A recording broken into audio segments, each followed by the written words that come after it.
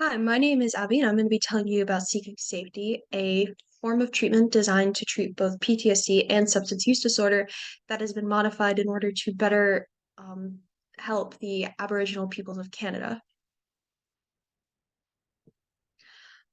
Um, so, while Seeking Safety was originally designed for PTSD, in the case of the Aboriginal peoples of Canada, they face something called intergenerational trauma. So, what is it? Intergenerational trauma is a common experience for families of oppressed minority groups across the globe. In Canada, the Aboriginal and Indigenous peoples faced horrible oppression by the government's culture. Of course, with respect for these peoples to this day. Traumatic experiences of previous generations shared through trauma memories to newer generations, who then face several biological, mental, and behavioral struggles. This cycle continues as long as the trauma remains untreated with therapeutic methods.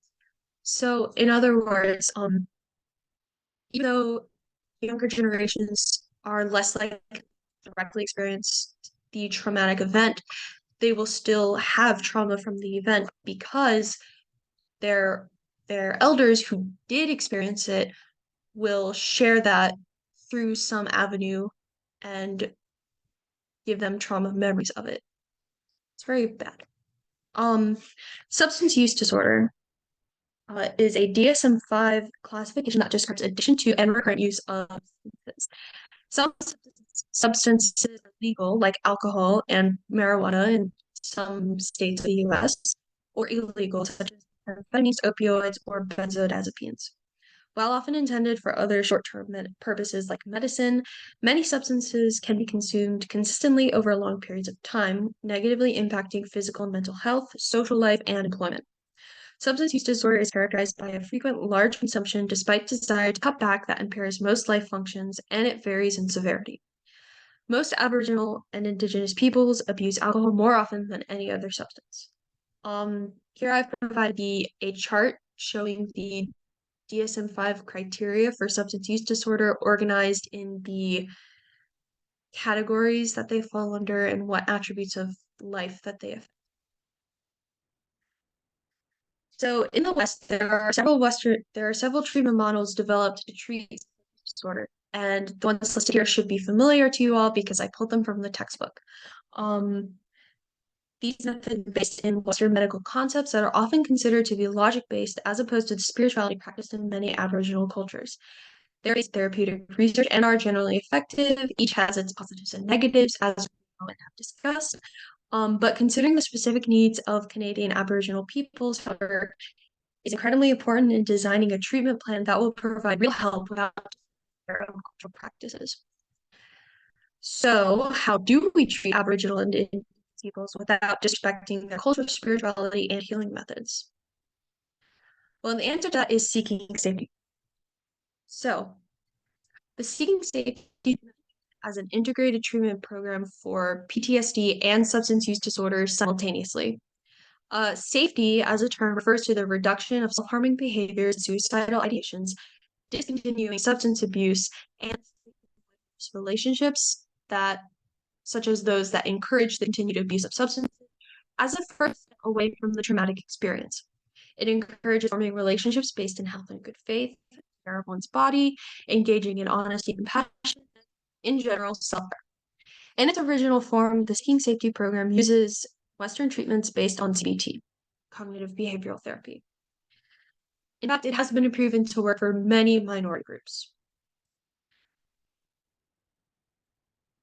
Aboriginal and Indigenous peoples have been focusing on decolonization, a process where their cultures and practices, ancestral history, and Indigenous identity are rediscovered and reclaimed as a way of healing from and rejecting colonization. The right to self-determination in all aspects of life, including research. Decolonizing research requires the discovery of facts and ready-made solutions to begin including Aboriginal and Indigenous practices, such as focusing on people's views, feelings, and spirituality. It must focus on for accurately captured experience. So from this came 2IC, a blend of Aboriginal and Western methodologies that establishes mutual for both views. In other words, putting them on an equal playing field. study where there was a study where they conducted a two-eyed form of seeking safety, where people of high position in their communities who have understanding of their practices worked in an advisory group that guided treatment facilitators, so therapists and practitioners to implement practices that incorporate Aboriginal culture to deliver treatment. So, for example, they offered sacred herbs for strength when working through traumatic experiences, and during they bring different concepts from seeking safety through Aboriginal language. So, grandfather principles, for example, was one of the things that was described in the study. So the diagram here is a medicine the elders involved requested technology used in the study to be presented legitimizing Aboriginal methodologies applied.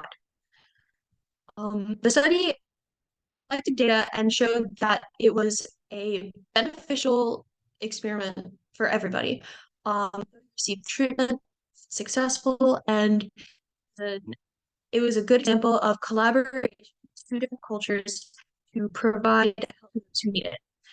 And because the study concluded that this modified was successful, the authors also expressed hope that their research would encourage more treatment facilities across Canada and also presumably the US to implement respectful practices to better aid their Aboriginal Indigenous clients. These are my works cited. Thank you.